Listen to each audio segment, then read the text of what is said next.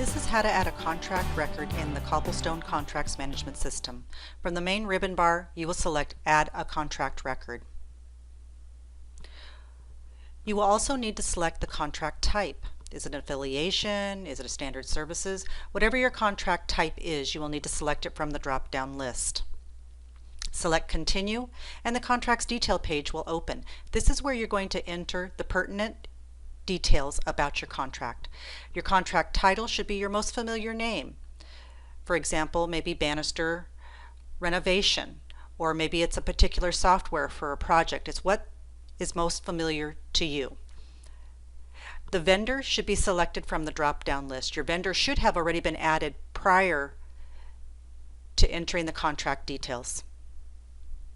Your employee name will default based on your login,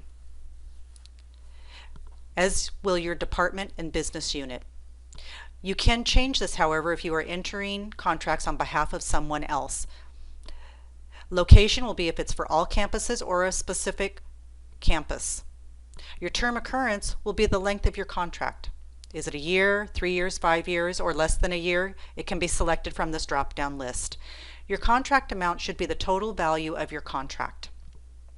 You also need to enter whether or not your vendor has signed already.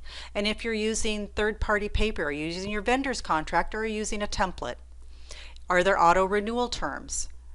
And also enter a brief description of what it is that you are contracting for. It's important to note that there may be other fields required as we receive updates from the vendor and implement. Your effective date is when your contract starts. Your expiration date is when your contract is going to term.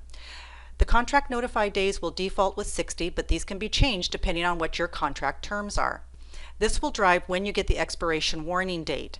Your annual review date can be entered if you would like to review the contract sooner.